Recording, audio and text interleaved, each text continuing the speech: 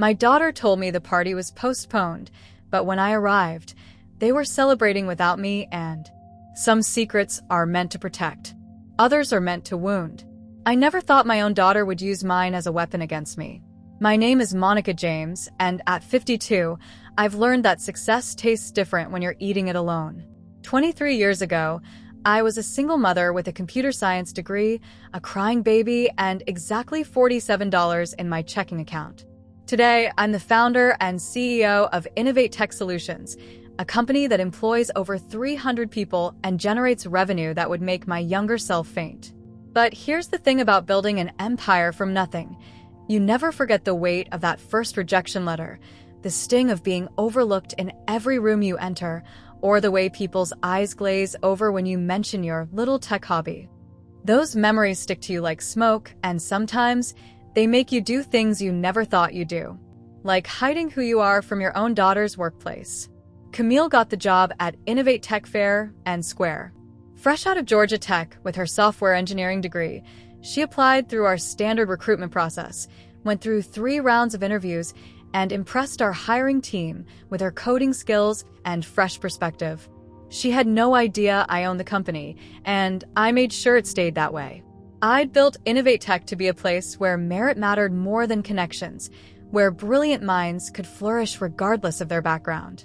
The last thing I wanted was for my daughter to carry the burden of being the boss's kid, or for anyone to question whether she earned her place. So I stayed in the shadows, watching her thrive from a distance, proud of the young woman I'd raised, but careful never to let our worlds collide. For 8 months, this delicate balance worked perfectly. Camille would come home bubbling with excitement about her projects, her teammates, and the mysterious CEO who everyone respected but rarely saw. She'd tell me about the company culture, the innovative projects, and how grateful she was to work somewhere that valued her ideas. "Mom, you'd love this place," she'd say, curled up on my couch with a cup of tea. The CEO is this amazing woman who built everything from scratch. Nobody's ever seen her in person, but everyone talks about how she started with nothing and created something incredible. She's like a legend. I'd smile and nod, my heart swelling with pride and breaking with longing in equal measure. If only you knew, baby girl, I'd think. If only you knew. But last Tuesday, everything changed. Camille called me while I was reviewing quarterly reports in my corner office, the one with floor-to-ceiling windows that overlooked the city I'd conquered one contract at a time. "Hey, Mom." Her voice carried that particular note of disappointment that I recognized from her childhood. "I have some bad news." I set down my coffee, giving her my full attention. "What's wrong, sweetheart?" "The annual gala got postponed. They're having budget issues, and the CFO decided to cut the event funding until next quarter." I was so excited to finally attend my first company party, but she sighed heavily. "I guess I'll have to wait." I stared at the budget reports spread across my mahogany desk, reports that clearly showed we were having our most profitable year to date. The gala, scheduled for that very evening, had been planned for months. I'd personally approved the catering, the venue, and the entertainment. Hell, I'd even helped choose the theme: innovation through inspiration. A cold knot formed in my stomach. That's too bad, honey," I managed, my voice steady despite the alarm bells ringing in my head. "Maybe they'll reschedule soon." "Yeah, maybe. Anyway, I'm just going to stay in tonight, maybe catch up on some reading." "What about you? Any exciting plans for your evening?" I glanced at my calendar, where annual gala, 7 p.m., was highlighted in gold. The same gala my daughter had just told me was canceled. Oh, you know me. Probably just some paperwork and an early bedtime. After we hung up, I sat in my office for a long time, staring out at the city lights beginning to twinkle in the early evening darkness. Why would Camille lie to me? Why would she tell me the gala was canceled when I knew for certain it was happening? The questions gnawed at me as I tried to focus on work, but concentration was impossible. By 6:30, I'd made a decision that would change everything. I was going to that gala, not as Monica James, CEO and founder, but as Monica James, concerned mother, dressed in my simplest black suit and lowest heels. I needed to see for myself what was so important that my daughter felt the need to lie to me about it.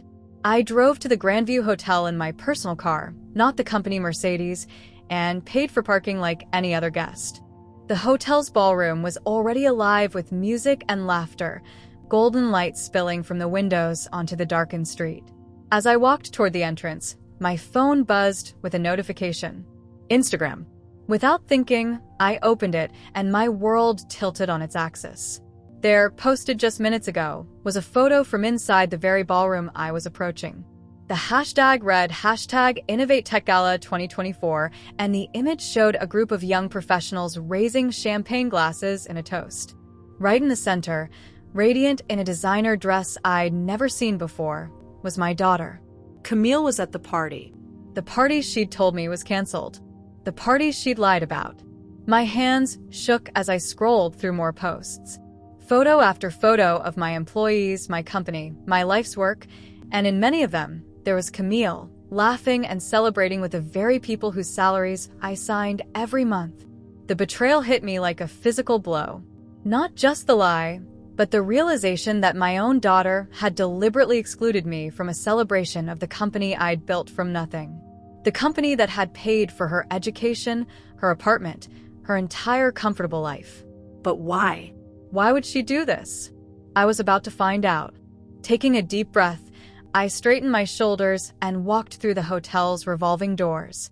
The marble lobby echoed with the click of my sensible heels as I made my way toward the ballroom. With each step, the music grew louder, the laughter more distinct, and my heart heavier. I paused at the entrance to the ballroom, watching through the glass doors as my employees, people I'd hired, mentored, and trusted, celebrated another successful year. They had no idea their CEO was standing just feet away, dressed like any other middle-aged woman instead of the powerful leader they'd never met. And there, in the center of it all, was my daughter. My beautiful, brilliant daughter who had looked me in the eye just hours ago and lied without flinching. Tonight, I was going to learn why. Tonight, everything was going to change. I pushed open the doors and stepped inside, ready to discover what secret was worth betraying your own mother for. Little did I know that the truth waiting for me would be more devastating than any lie Camille could have told. The ballroom was a vision of elegance that I'd approved months ago but was seeing for the first time through the eyes of an outsider. Crystal chandeliers cast warm light over tables draped in ivory silk, while the company logo, my logo, glowed softly on screens around the room. The irony wasn't lost on me. I was crashing my own party.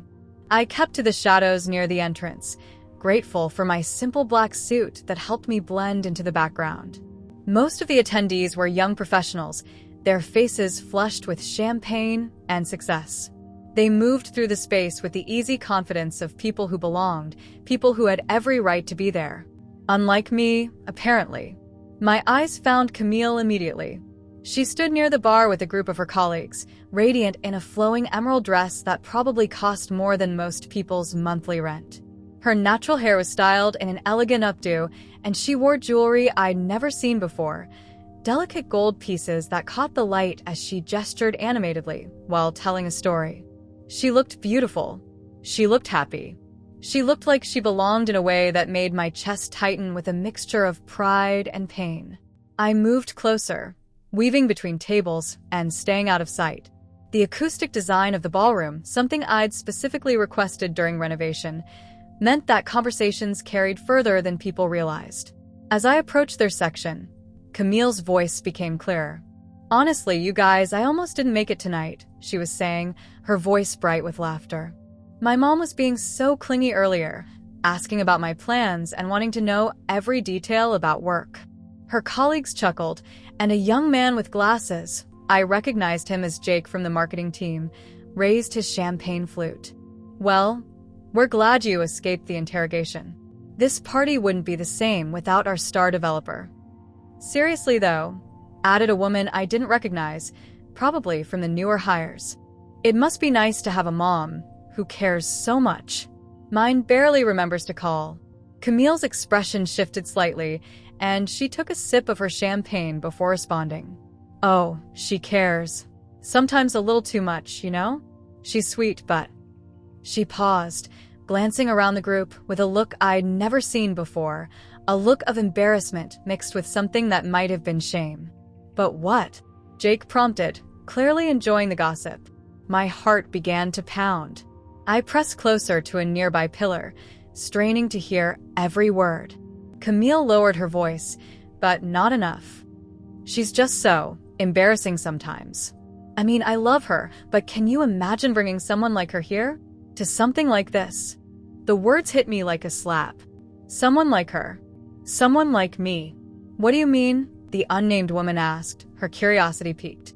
Camille gestured around the elegant ballroom, at the chandeliers I'd personally selected, the marble floors I'd paid to install, the very space I'd created. This whole world, the corporate events, the networking, the sophistication, it's just not her scene. She wouldn't understand it. I gripped the pillar, my manicured nails that had typed countless business proposals and signed million-dollar contracts, digging into the smooth marble. "She sounds lovely, though," Jake said diplomatically. "What does she do?" This was it. This was the moment my daughter would tell her colleagues about my accomplishments, about the company I'd built from nothing, about the sacrifices I'd made to give her every opportunity. Instead, Camille laughed, a sound that felt like glass breaking in my chest. "She sells soap." The group looked puzzled, clearly expecting more explanation. "I mean, she's an entrepreneur," Camille continued, using air quotes around the word. "She makes these little handmade soaps and sells them at flea markets and craft fairs. It's cute, really, but hardly what you'd call a real business.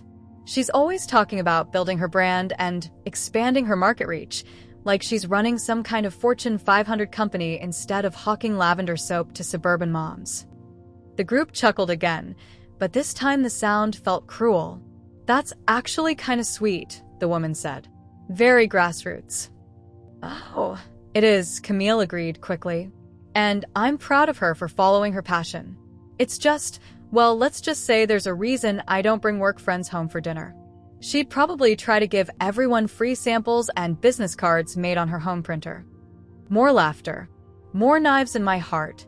I stood there in my simple suit and sensible shoes, the uniform of a woman who'd built a tech empire but apparently looked like someone who belonged at a craft fair, and watched my daughter perform for her audience.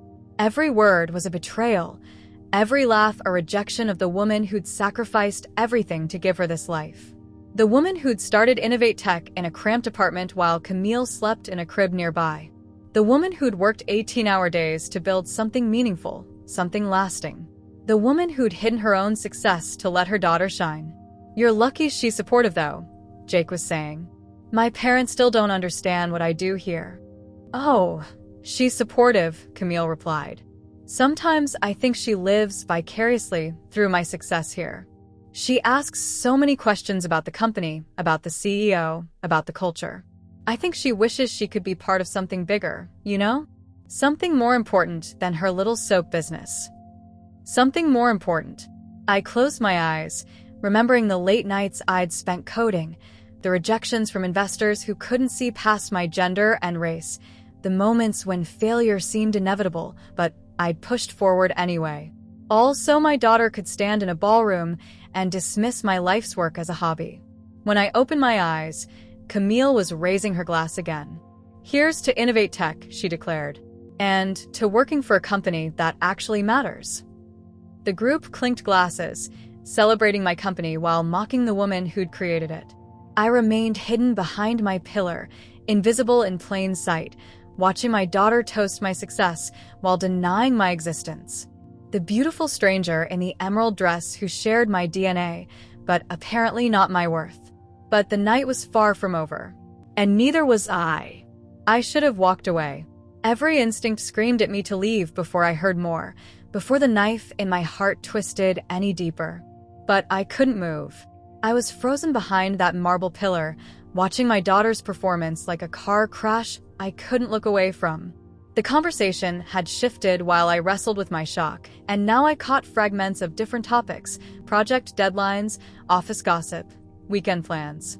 I thought maybe the worst was over, that I'd heard the extent of Camille's betrayal. I was wrong. Sarah Chun from our UX design team approached the group, her face flushed with excitement and champagne. "Camille, I've been looking for you everywhere. Girl, you have got to tell me your secret." "What secret?" Camille asked, though her smile seemed forced now. "How do you stay so motivated? I mean, coming from your background and ending up here, it's incredible. You're like a real success story." My daughter's face went pale. "I don't know what you mean." But Sarah was already warming to her topic, gesturing expansively. "Oh, come on. Don't be modest. Everyone knows about your humble beginnings. It makes your achievements here even more impressive." The group had grown quiet, sensing tension but not understanding its source. I pressed closer to the pillar, my heart hammering against my ribs. "Sarah, I think you might be confused," Camille started, but Sarah interrupted. "The soap thing. Your mom's little business venture. Marcus in accounting was telling everyone about it last week. He said you told him your family struggled financially and your mom had to start selling handmade soaps just to make ends meet. It's so inspiring how you've risen above those circumstances." The world tilted. Marcus in accounting. Camille had told this story to multiple people. This wasn't a spur-of-the-moment embarrassment. This was a carefully constructed narrative she'd been spreading throughout my company. "I never said we struggled financially," Camille said quietly, but her protest was weak. "Well, maybe not in those exact words," Sarah continued, oblivious to the discomfort she was causing. "But reading between the lines, you know? Small-town soap maker, working craft fairs to support her daughter's education. It's very bootstraps American dream. You should be proud of how far you've come." Jake jumped in, clearly trying to lighten the mood. "Hey, there's nothing wrong with humble beginnings.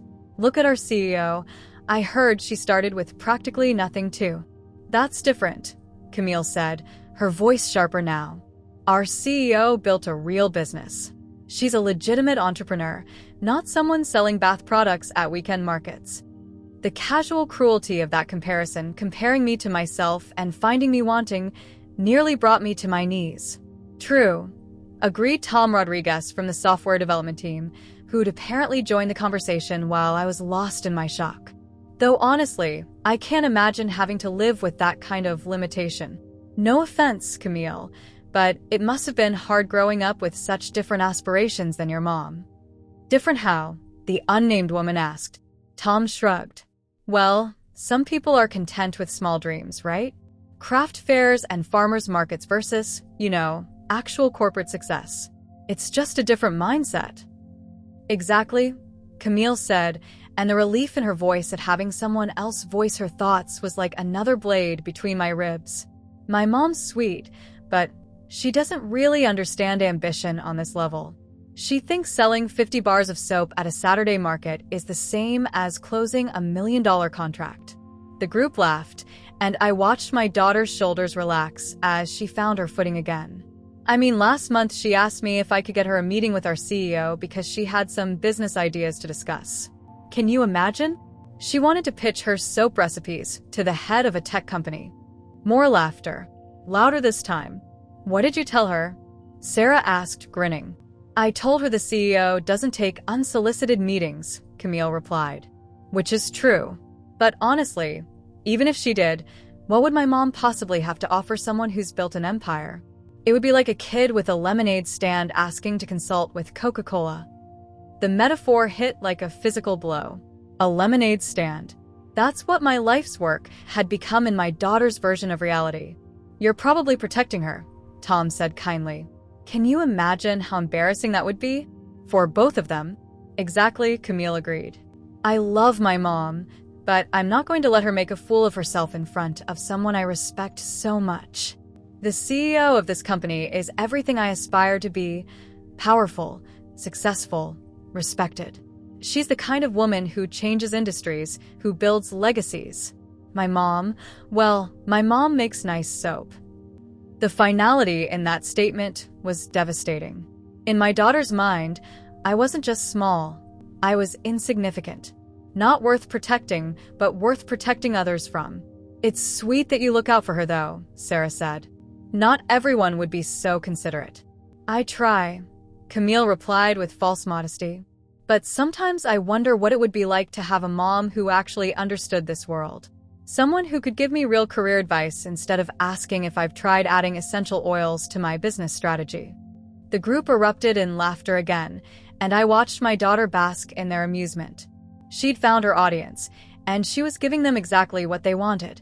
A story that made them feel superior, sophisticated, better than the small-town soap maker who'd raised the colleague they were celebrating.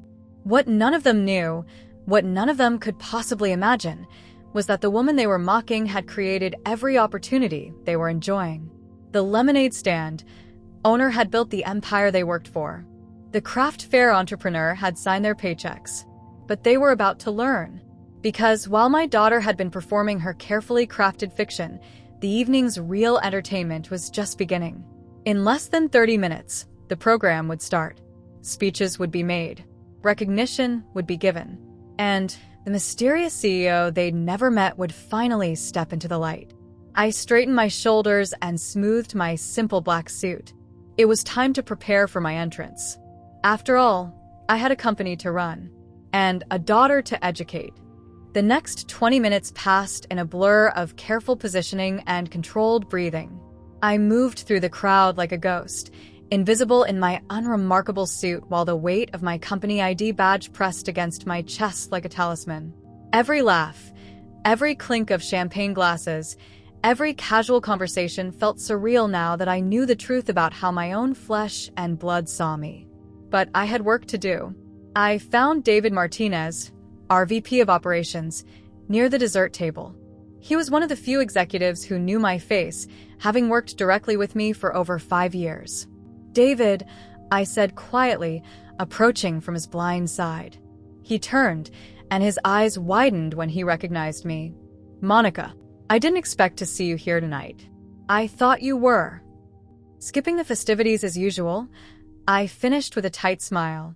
"Change of plans. I need you to make sure I'm introduced during the recognition segment, after Rebecca's presentation about Q3 achievements." David looked confused but nodded. He'd learned long ago not to question my decisions, even when they seemed to come from nowhere. "Of course. But I thought you preferred to keep your distance from company events. Is everything okay?" I glanced across the room, where Camille was now posing for photos with her team, her smile radiant and carefree. "Everything's about to be very okay. Just make sure you follow my lead when the time comes." Should I prepare remarks? An introduction? No need. I'll handle it myself. As David walked away, probably wondering what had possessed his reclusive CEO to suddenly want center stage, I returned to my observation post. The formal program was beginning, with Rebecca Chin taking the makeshift stage near the front of the ballroom. "Good evening, everyone." Rebecca's voice carried easily through the sound system. "I hope you're all enjoying the celebration of another incredible year at Innovate Tech Solutions." Applause filled the room. I found myself clapping along, the irony not lost on me that I was applauding my own company's success while disguised as an unwelcome guest. Rebecca launched into her presentation about quarterly achievements, highlighting successful projects and team accomplishments. I barely heard the words, my attention fixed on Camille, who had moved closer to the stage with her colleagues. She was recording Rebecca's speech on her phone, probably for social media, her face glowing with pride and belonging. Pride in a company she'd been taught to respect by the mother she was ashamed of. Which brings us to our final recognition of the evening. Rebecca was saying, "As you all know, Innovate Tech Solutions was founded by a visionary leader who built this company from the ground up. While our CEO prefers to lead from behind the scenes, tonight we want to acknowledge the foundation she's provided for all of our success." The crowd murmured appreciatively. I saw Camille whisper something to Jake, probably about how much she admired this mysterious leader. "We owe so much to our CEO," Rebecca continued, "even though none of us have had the pleasure of meeting her face to face. Her leadership has created opportunities for each and every one of us, and tonight we celebrate not just our achievements, but hers as well." That was my cue. I began walking toward the stage, my sensible heels clicking against the marble floor. The sound seemed unnaturally loud in the acoustically perfect space I designed. Conversations died as people noticed the middle-aged black woman in a simple suit making her way to the front of the room. I caught sight of Camille's face as I passed her group. She looked confused, probably wondering who this random woman was and why she was interrupting the program. Her expression shifted to embarrassment as she realized her colleagues were watching this apparent breach of etiquette. "Excuse me," I heard her whisper urgently. "Security should probably." But I was already stepping onto the stage. Rebecca looked startled as I approached the microphone, clearly not expecting anyone to join her. The room had gone completely quiet now, 300 pairs of eyes focused on the woman who didn't belong, who had no business being there. I reached into my jacket and pulled out my company ID badge, the one that read Monica James, founder and CEO, in bold letters beneath my photograph. I held it up, making sure the text was visible to the crowd, then clipped it to my lapel where it belonged. "Good evening," I said into the microphone, my voice steady and clear. "I'm sorry to interrupt, but I believe there's been some confusion tonight." The silence was deafening. I could see faces throughout the crowd trying to process what they were seeing, the cognitive dissonance of the simple, unremarkable woman wearing the badge that identified her as their leader. "Rebecca mentioned that none of you have had the pleasure of meeting your CEO face to face," I continued, letting my gaze sweep across the room until it landed on my daughter. Camille had gone completely pale, her phone slipping from nerveless fingers.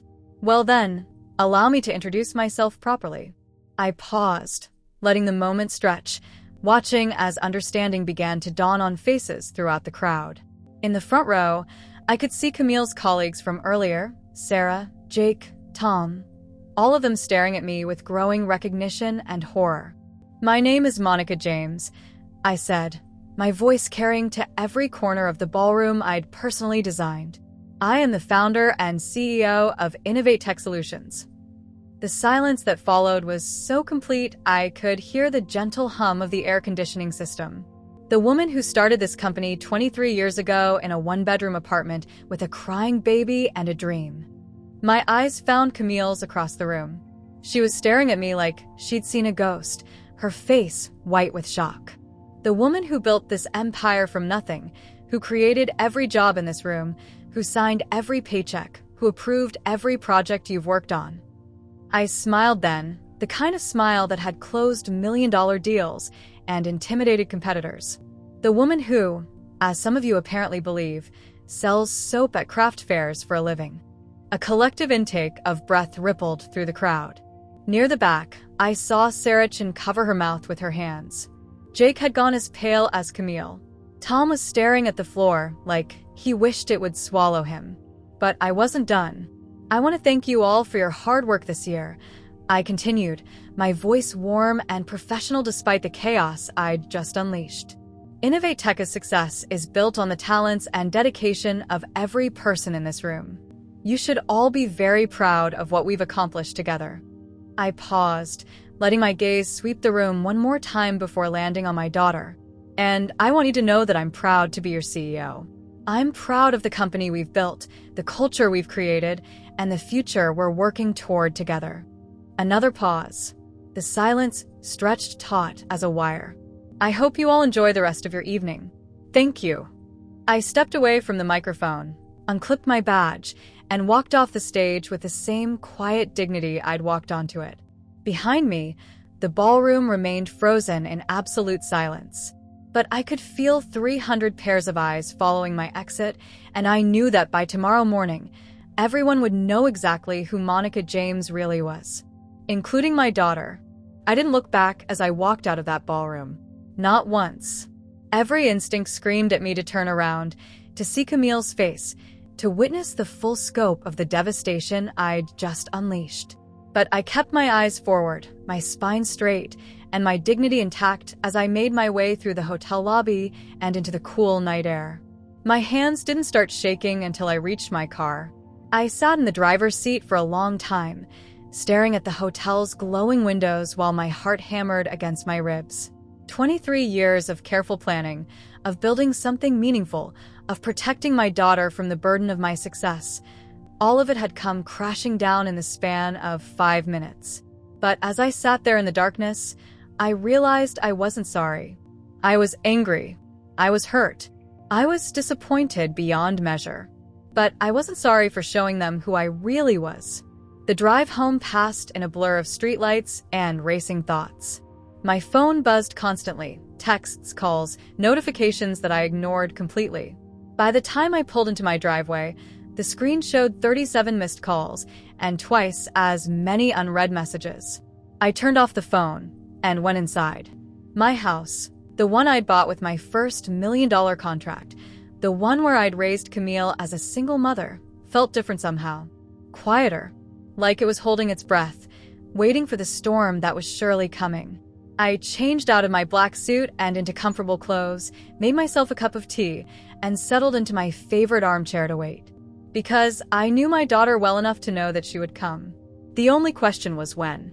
The answer came at 11:47 p.m. I heard her car in the driveway, the slam of the door, the rapid click of her heels on the front walkway. She still had her key, and she used it now, bursting through my front door like a woman possessed. Mom. Her voice cracked across the syllable. Mom, where are you? In here, sweetheart. She appeared in the doorway to my living room, and my heart broke all over again. Her makeup was streaked with tears, her elegant updo had come partially undone, and the beautiful emerald dress was wrinkled from what had clearly been a frantic drive across town. Why? The word came out as a whisper. Why didn't you tell me? I set down my teacup and looked at my daughter, really looked at her. Even in her distress, she was beautiful. Even in her shame, she was precious to me. But she was also a stranger, this young woman who had crafted elaborate lies about the mother who loved her. I tried to protect you, I said quietly. I wanted you to succeed on your own merit, without anyone questioning whether you deserved your position. By lying to me? By letting me make a fool of myself? I never lied to you, Camille. I simply didn't volunteer information you never asked for. She stared at me, and I could see her mind working, processing the implications of what I'd said. But you let me. God, Mom, do you know what I said tonight? What I told people about you? Every word. The admission hit her like a physical blow. She staggered backward, catching herself against the doorframe. You heard everything? I heard you tell your colleagues that I was embarrassing. That I sold soap at craft fairs, that I wouldn't understand the corporate world, that I had small dreams and limited aspirations. My voice remained steady, but I felt each word like a knife in my chest. I heard you laugh when they mocked the idea of me meeting with the CEO of your company. Camille crumpled then, sliding down the wall until she was sitting on my hardwood floor in her expensive dress, sobbing like the little girl she'd once been. I'm sorry. She gasped between tears.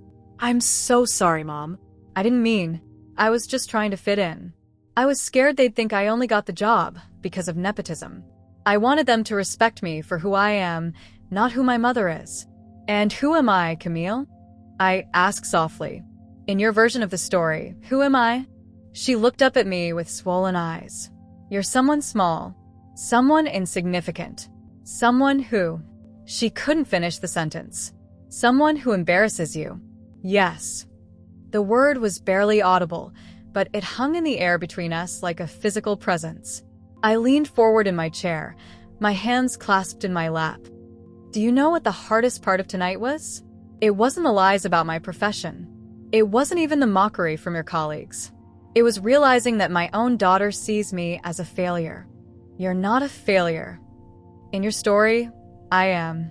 In the version of reality you created, I'm a small-town dreamer who doesn't understand real success. A woman whose business ideas aren't worth listening to, whose aspirations are laughable, whose very presence would embarrass you in front of people you want to impress. Camille flinched with each word, but I continued. You didn't just lie about what I do, sweetheart. You rewrote who I am. You took the woman who built an empire and turned her into someone you could dismiss. Someone you could be ashamed of. I know, she whispered. I know, and I hate myself for it. Why? The question came out sharper than I intended. Why was it so important to hide me? Why couldn't you just tell them the truth? She was quiet for a long time, her head buried in her hands. When she finally spoke, Her voice was muffled but clear. Because I was afraid they'd think I didn't earn it. I was afraid they'd look at me differently, treat me differently. I wanted to be just Camille, not the CEO's daughter. And instead, you became the woman who was ashamed of her mother. The words hung in the air like a judgment. Camille looked up at me with red-rimmed eyes. I never meant for it to go this far. It started as just not mentioning your connection to the company. But then people asked questions and I panicked, and the lies just kept growing. Until you had built an entire fiction about my life. Yes. I stood up and walked to the window, looking out at the city where I'd built my dreams. The lights twinkled like stars, each one representing a life, a story, a choice. You made a choice tonight, Camille. Actually, you made it months ago, every time you chose to diminish me rather than risk being associated with me. And choices have consequences. She scrambled to her feet. What does that mean? I turned to face her, my decision crystallizing even as I spoke. It means we both have some thinking to do. About who we are, who we want to be, and whether we can find our way back to each other. Mom, please. Go home, sweetheart. Get some rest. Tomorrow, we'll both have to figure out how to move forward. She stood there for a moment, looking lost and young and broken. Then she nodded, wiped her eyes, and walked toward the door. Mom, she said, pausing at the threshold. Yes, I do love you. I hope you know that. I know, I said softly. But love isn't enough when it comes wrapped in shame. After she left, I sat back down in my chair and picked at my tea. It had gone cold, but I drank it anyway, thinking about love and respect and the difference between the two. Tomorrow would bring new challenges. But tonight, I was simply Monica James, mother, entrepreneur, and the woman who had finally stopped hiding in the shadows of her own life. Monday morning arrived with the kind of crisp clarity that makes decisions feel inevitable. I woke before dawn, as I had every workday for the past 23 years, and prepared for what would be one of the most important days of my professional life. Not because I was launching a new product or closing a major deal, but because I was finally going to show up as myself. I chose my outfit carefully, a tailored navy suit that commanded respect, the Louboutin heels I'd bought to celebrate my first $1 million in revenue, and the diamond earrings that had been my gift to myself when we went public. This was the Monica James who belonged in boardrooms and corner offices, not hiding in shadows or apologizing for her success. The drive to innovate tech felt different. For the first time in 8 months, I wasn't worried about accidentally running into my daughter in the elevator or hallway. Today, there would be no more hiding. I parked in my designated CEO spot, the one I'd been avoiding to maintain my anonymity, and walked through the front doors with my head high. The receptionist, Maria, nearly dropped her coffee when she saw me. Miss James, we weren't expecting you this morning. Should I? Just a normal Monday, Maria, I said with a smile. Though I suspect it might be busier than usual. I was right. By the time I reached my office, my assistant Jennifer was fielding a constant stream of calls and emails. She looked up at me with a mixture of professional composure and barely contained excitement. Good morning, Ms. James. Your schedule has been interesting this morning. I imagine so. Any urgent matters? David Martinez wants to see you immediately. Rebecca Chun has requested a meeting. And she paused, consulting her notes. Approximately 47 employees have asked if they can just say hello when you have a moment. I smiled. Block out an hour this afternoon for a company-wide meeting. It's time I properly introduce myself to everyone. And your daughter? She's called 6 times since 8 a.m. My chest tightened. Schedule her for this afternoon as well. After the company meeting.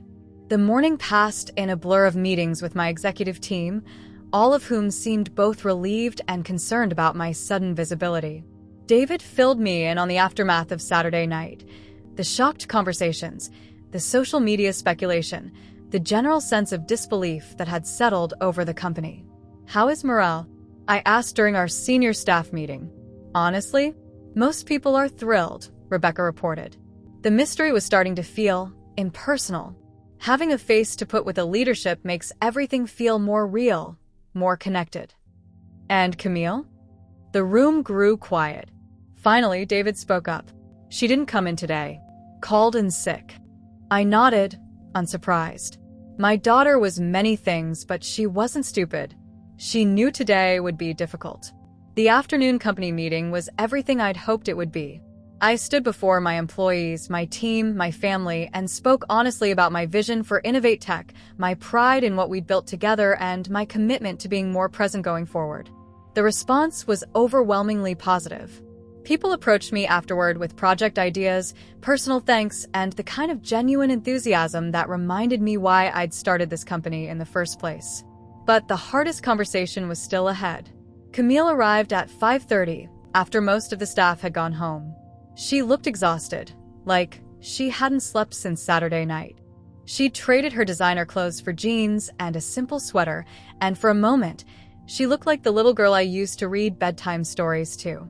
"Come in," I said, gesturing to the chair across from my desk. She sat down carefully, like she was afraid sudden movements might shatter something fragile between us. "I've been thinking," she began, but I held up a hand. "Let me go first." I stood and walked to the window that overlooked the city I'd conquered. "I've made a decision about your employment here." Her sharp intake of breath was audible. "Mom, please don't. I'm not firing you," I said, turning to face her. "But I am transferring you." What? Effective immediately, you'll be moving to our Austin branch. You'll start as a junior developer, entry-level position, same as any new graduate. You'll work your way up based on merit, just like everyone else. Camille stared at me in shock. "You're demoting me? I'm giving you what you said you wanted. The chance to succeed without anyone questioning whether you earned it. In Austin, nobody will know you're the CEO's daughter. You'll be just Camille, proving herself on her own merits. But I'll be starting over." Yes. Just like I did 23 years ago. The parallel wasn't lost on her. She looked down at her hands, processing the implications. "What about us?" she asked quietly. "What about our relationship?" I sat back down, my voice gentle but firm. "That depends on who you choose to be. You can be the woman who's ashamed of her mother's success, or you can be the woman who learns from her mistakes and builds something better. And if I refuse the transfer, then you'll need to find employment elsewhere. I won't have someone in my company who thinks I'm an embarrassment, even if that someone is my daughter." Tears gathered in her eyes, but she didn't argue. She couldn't because we both knew I was right. "When do I start?" "Next Monday. Your relocation package will be generous, and your new manager, Sarah Kim, is one of our best team leaders. She doesn't know about our relationship, and she won't unless you choose to tell her." Camille nodded slowly. "And this is really what you want?" I leaned forward, my voice soft but unwavering. "What I want is a daughter who's proud to be my child. What I want is a relationship built on honesty instead of shame. What I want is for you to understand that your mother didn't build a soap empire. She built a technology empire. And maybe, someday, you'll be proud to be part of that legacy." She was crying now, but she was also nodding. "I understand," she whispered. "And Mom, for what it's worth, I am proud of you. I was just too scared and stupid to show it. Then show me now. Show me in Austin. Show me by becoming the woman I know you can be." After she left, I sat alone in my office as the sun set over the city. For the first time in 8 months, I wasn't hiding. I wasn't apologizing for my success or diminishing my achievements to make others comfortable. I was Monica James, founder and CEO of Innovate Tech Solutions. I was the woman who'd built an empire from nothing, who'd raised a daughter as a single mother, who'd conquered an industry that tried to dismiss her at every turn. I was the woman who refused to be ashamed of where I came from or who I'd raised. And tomorrow, I would walk into my office with my head high, knowing that everyone who worked for me understood exactly who they were working for. The mystery was over. The hiding was done. Monica James had finally come home.